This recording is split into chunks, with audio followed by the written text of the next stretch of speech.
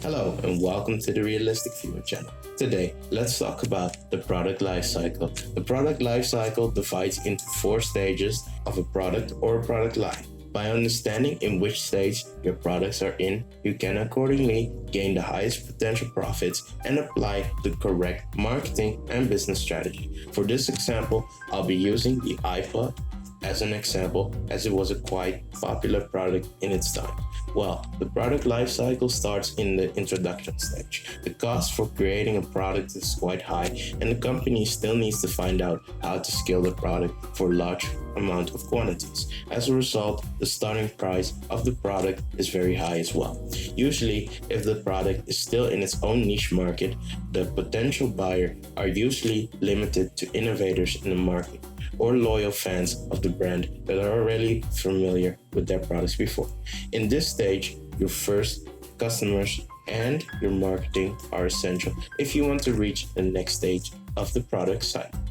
The second stage of the cycle that you want to be in is the growth stage. In the growth stage, the company is faced with a significant amount of growth as they are found out how to use economies of scale, which means by creating products in bulk, you are making the product and the process more efficient and are able to lower the cost as a result.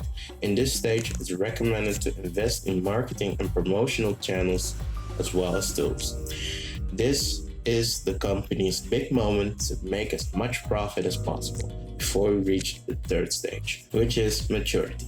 At this point, the largest group of potential buyers are reached.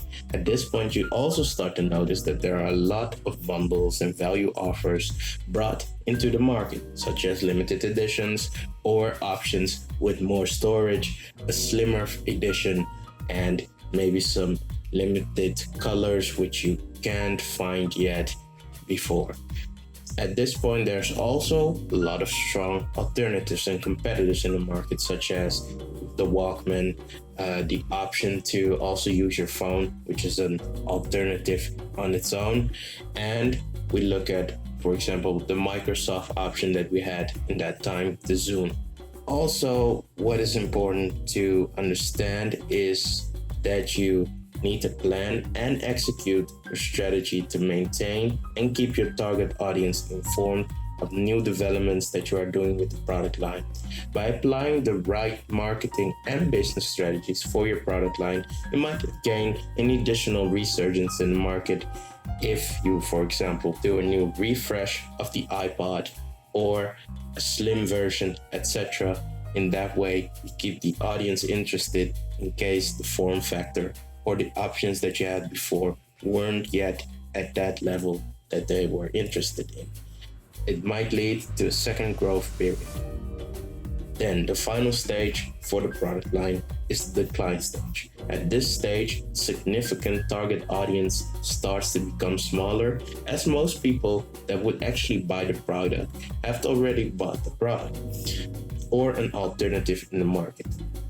If you are looking for a new solution for your problems, then usually we'll go to the alternative as it becomes even cheaper due to fakes and options that actually function the same but solve the problem. Furthermore, in this stage, the company should consider completely streamlining the product line to squeeze the final profit margins and invest in the product that will replace the current product on the market. In the case of the iPod, it would be to create an iPhone which surpasses the product in functionality while offering the same values and solving your problem, which is having music on the go. Hope the video was helpful. If it did, leave a like. Last week was a very busy week, that's why there wasn't a video, but expect one on Sunday. Subscribe if you're new, and I'll see you in the next video. This is Ivan from the Realistic Viewer channel, helping you achieve more.